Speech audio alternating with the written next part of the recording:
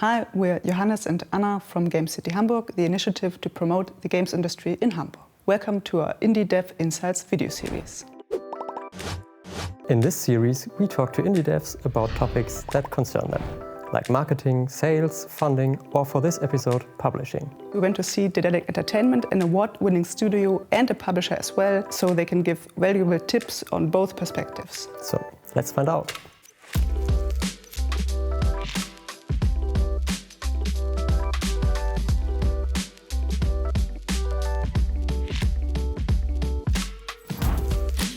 Daedalic Entertainment's offices are in Hamburg-Großborstel, right next to the airport.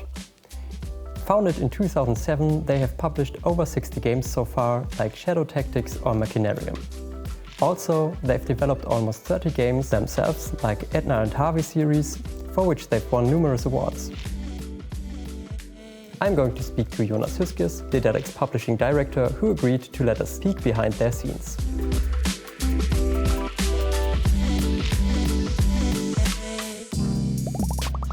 So Jonas, thank you very much for taking your time to talk to us a bit about your job and Daedalic. Would you tell us a little bit about your studio? Who are you? What do you do? What games have you developed or are you working on as Daedalic? Sure, happy to have you. I started in 2012. I actually started here in the company in a game design internship. Realized pretty quickly that that wasn't the right area for me, so I pivoted towards project management, went to university, came back, and in 2018 I started in the publishing. And that is sort of the division that I now run together with our CEO. We've published games like Shadow Tactics, Barotrauma, Unrailed, or Widget here from Hamburg. My job is to find interesting projects, make sure we bring them to market and help developers wherever we can.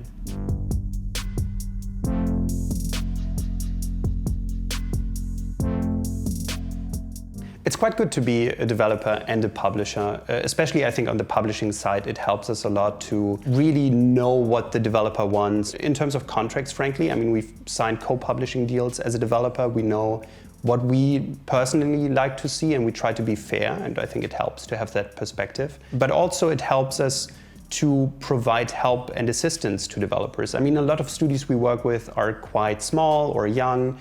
It's always great to say, hey, if you need help in art direction, I have an art director working on a super massive Lord of the Rings action-adventure game next door, or at least on my contact list. I think it really is an advantage for us, and also personally, I just like to be surrounded by people working sort of on the other side of the business to keep perspective and really make sure we understand their needs.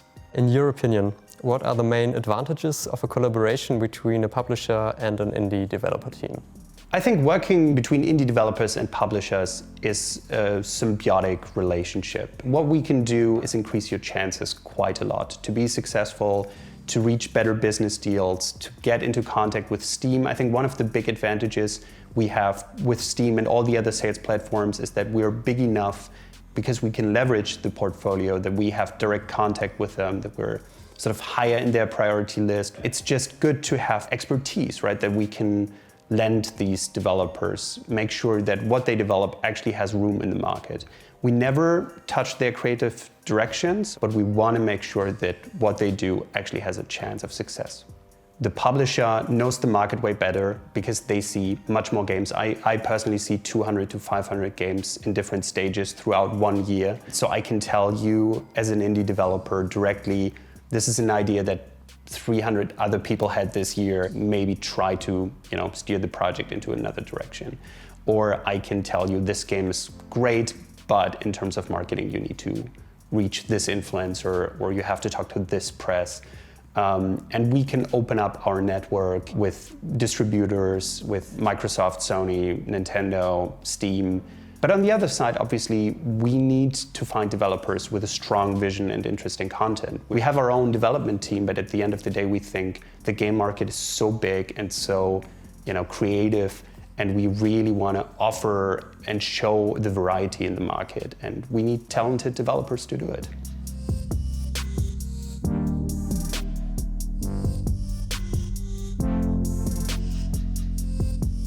Scouting for publishing is quite challenging, and it has also changed a bit. There's multiple sort of vectors to find teams. One of them is to meet them at events, both offline and nowadays primarily online. Also, a cold pitch email can work. You know, we have found projects from spam folders in the info at email address, and we have found projects from events like Game Connections or through personal recommendations. And one of the things we also do regularly is just go through Kickstarter and Steam, Twitter, TikTok, you know, wherever you would find games as a gamer. And if a game looks interesting to us, we contact the developer, say, hey, this looks great, is there any way we can help?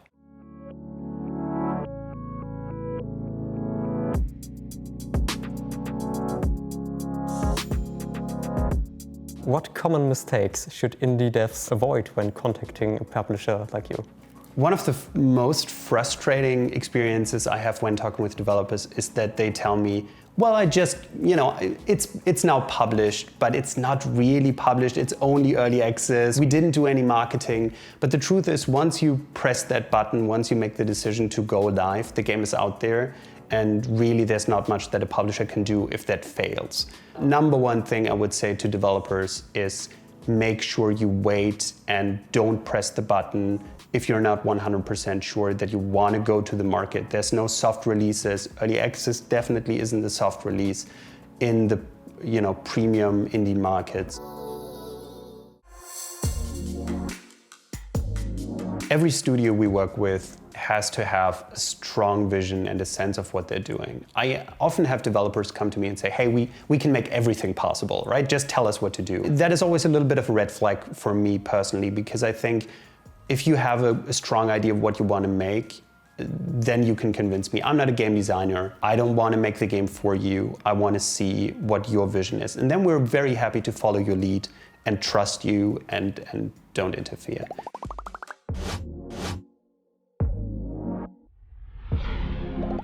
It's a tough business out there. If you want to succeed as a business, you have to do your research. There's a lot of mistakes that are being made because people just scan for the AAA hits. They have no idea what in the indie sphere really is working.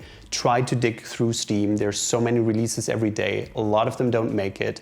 And if you identify similar games, don't just look at the big successes. Try to find the missteps and try to figure out what went wrong in these cases and if your game is really that much better or positioned differently to succeed. You only have one chance to make a first impression. At the end of the day, everything in this business is about execution. Unfortunately, a good idea isn't worth much. So if you can prove to us that you can execute your idea well, that's what will convince us to work with you. And that can be through track record, obviously, or through a good demo.